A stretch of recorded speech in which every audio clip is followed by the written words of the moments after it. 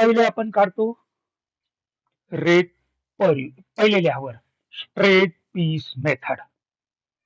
Straight piece method. Number 1 straight piece method.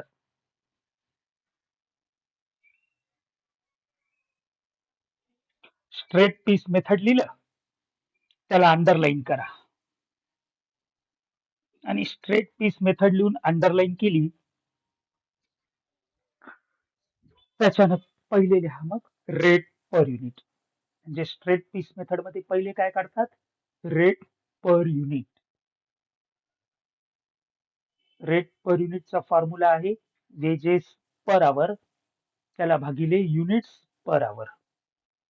Wedges per hour त्याला भागिले units per आवर.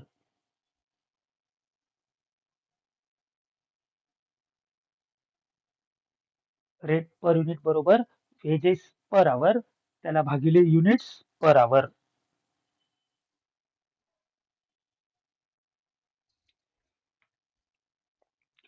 आता wedges per hour म्हणजे एका तासाची मजुरी आहे 1 रुपये आणि एका तासात वस्तू बनवायच्या आहेत 10 म्हणजे युनिट्स पर आवर त्यांनी प्रश्नात दिलेले 10. वेजेस पर आवर 1 रुपये त्याला भागिले युनिट्स पर आवर 10. 1 भागिले 10 केलं तर उत्तर येतं 0.1. आता हा लेक्चर संपला की या दुसऱ्या प्रश्नाचं उत्तर परत मी फोटो काढून तुम्हाला पाठवेन व्हॉट्सअपवर. तर एका तासाची मजुरी 1 रुपये, युनिट्स पर आवर 10, तर वेजेस पर आवर 1 रुपये आणि एका तासात वस्तू किती बनवायच्या आहेत? युनिट्स पर आवर 10 म्हणजे एका तासाची मजुरी आली 0.1. 0.1 म्हणजे 10 पैसे. म्हणजे एक वस्तू बनली की 10 पैसे भेटणार. आता टॉम नावाच्या माणसाने किती वस्तू बनवल्या? तर पहा प्रश्न पहा. प्रश्नात आखरीच्या 2 line mister Tom produce 90 unit. Tom नावाच्या माणसानं 90 युनिट बनवले. आता टॉमनं 90 युनिट बनवले आणि एका युनिटचे त्याला भेटायले 10 पैसे. हे आपण इथं काढलं रेट पर युनिट 10. 10 पैसे म्हणजे 0.1. मग इथे 90 युनिट गुणिले 0.1 करा, उत्तर येतं 9 रुपये. म्हणजे टॉमला दिवसभर काम केल्यानंतर 9 रुपये भेटतील स्ट्रेट पीस मेथड मध्ये. दुसरा व्यक्ती आहे त्याचं नाव आहे राज. आता राज नावाच्या माणसानं एका दिवसात किती वस्तू बनवल्या? तर 70. राज नावाच्या माणसानं एका दिवसात 70 युनिट बनवले. राज नावाच्या माणसानं एका दिवसात 70 युनिट बनवले. तर एका युनिटचे 10 पैसे. एका युनिटचे 10 पैसे तर 70 युनिटचे होतात 7 रुपये. 70 गुणिले 0.1 करा ना. परत सांगायलो मी 0.1 म्हणजे 10 पैसे. तर टॉमनं बनवले 90 युनिट गुणिले 0.1 बरोबर 9 रुपये. राजनं बनवले 70 युनिट गुणिले 0.1. 0.1 म्हणजे हे एका युनिटची मजुरी 10 पैसे म्हणजे 7 रुपये त्याचे. हे झालं स्ट्रेट पीस मेथड. आता आपण दुसरी मेथड कॅल्क्युलेट करतो, टेलर्स प्लान. दुसरी मेथड कोणती कॅल्क्युलेट करतो आपण? Taylor's plan. आता टेलर मध्ये फॉर्म्युला आहे पहा. टेलर्स लिहा number 2 Taylor's plan.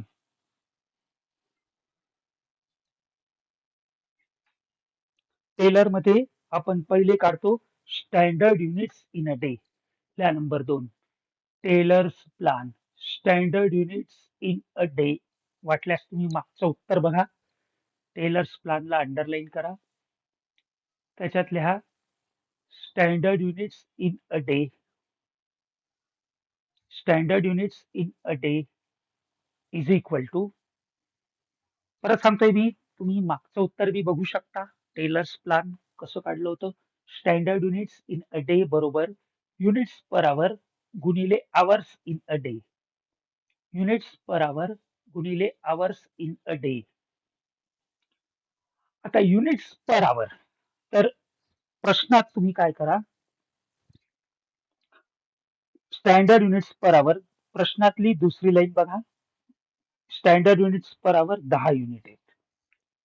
Standard units per hour 10 unit आहेत. आणि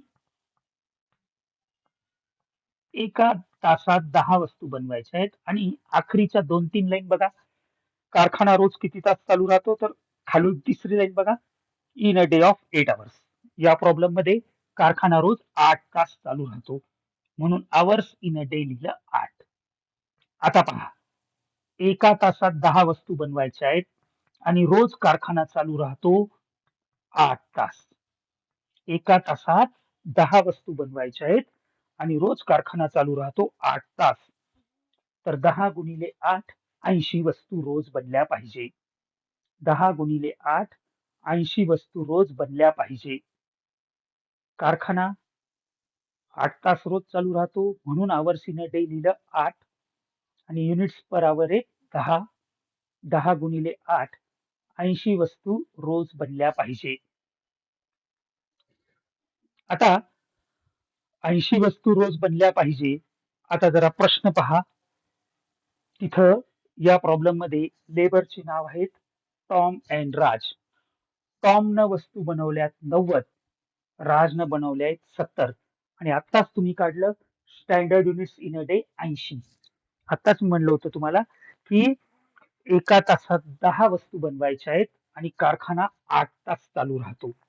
मग एका तासात 10 वस्तू बनवायच्या आहेत, कारखाना 8 तास चालू राहतो, तर रोज 80 वस्तू बनायला पाहिजे. 80 वस्तू रोज बनायला पाहिजे. पण मिस्टर टॉमनं, तुम्ही प्रश्नातल्या आखरीच्या 2 लाईन बघा, मिस्टर टॉमनं थोड्या जास्त वस्तू बनवल्या. 80च्या जागी त्यांनी वस्तू बनवल्या आहेत 90. तर मिस्टर टॉमनं थोडं जास्त काम केलं म्हणून आता मिस्टर टॉमची मजुरी आपण काढणार. लिहा मिस्टर टॉम बरोबर मिस्टर टॉम बरोबर रेट पर युनिट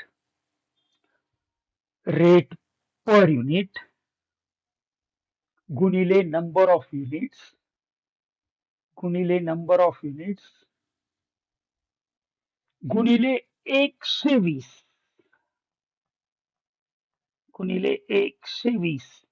भागिले 100.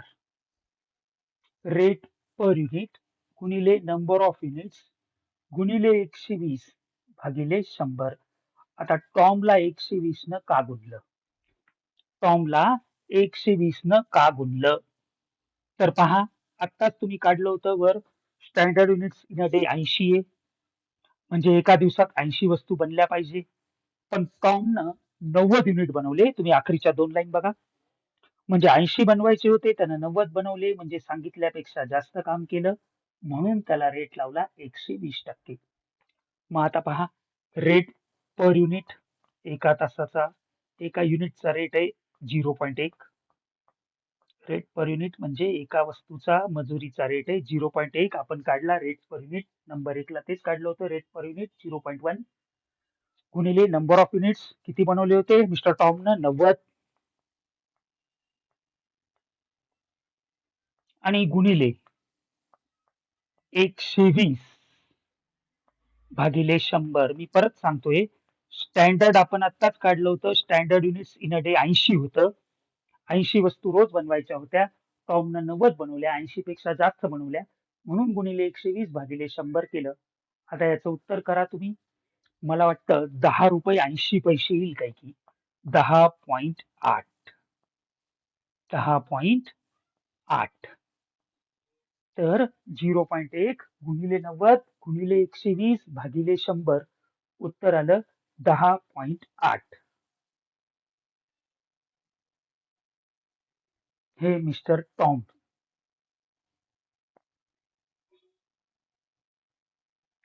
आता ते मिस्टर दुसरं हे राज. आता राजचं कसं होतं बघा. राजनं प्रश्नातली शेवटची लाईन बघा. राजनं वस्तू बनवल्या आहेत 70. राजनं वस्तू 70च बनवल्या. जेव्हा की आताच तुम्ही काढलं standard units in a day 80 होतं. आता स्टँडर्ड 80 होतं, राजनं बनवल्या 70. म्हणजे स्टँडर्ड पेक्षा कमी काम केलं. मग स्टँडर्ड पेक्षा कमी काम केलं तर मजुरी फक्त 80% भेटते. स्टँडर्ड पेक्षा लो आहे म्हणजे कमी आहे. प्रश्नात सांगितलंय स्टँडर्ड पेक्षा जास्त काम केलं तर 120% द्या. कमी काम केलं तर 80% द्या. तर राजनं कमी काम केलं म्हणून त्याला 80%च मजुरी भेटणार. त्यानं वस्तू बनवल्या आहेत फक्त 70 आणि standard units in a day होतं 80. Standard units in a day होतं 80. त्यानं वस्तू बनवल्या 70 म्हणजे स्टँडर्ड पेक्षा कमी बनवल्या म्हणून त्याला 80% मजुरी भेटल. तर फॉर्म्युला कसा होईल मग? रेट पर युनिट गुणिले नंबर ऑफ युनिट्स गुणिले 80 भागिले 100 राजसाठी.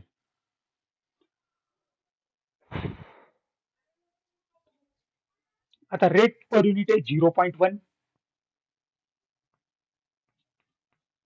गुणिले त्यानं वस्तू बनवल्या 70 नंबर ऑफ युनिट्स राजचे 70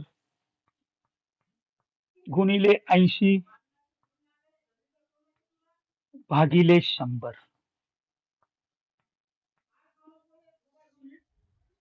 0.1 गुणिले 70 नंबर ऑफ युनिट्स गुणिले 70 गुणिले 80 80 ला भागिले 100. तर उत्तर येईल बघा 7×8=56 5.6 म्हणजे 5 रुपये 60 पैसे.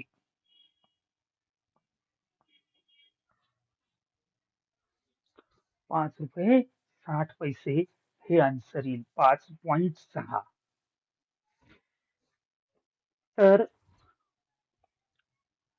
हे आज आपले दोन्ही प्रश्न सारखेच झाले.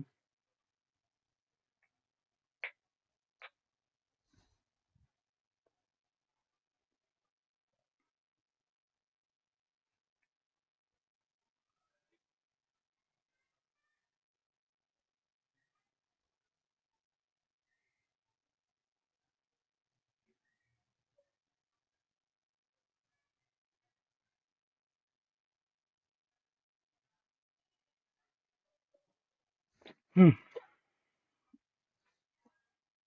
तर पहा आज मी तुम्हाला पहिला प्रश्न त्याचं उत्तरही टाकलं होतं व्हॉट्सअपला.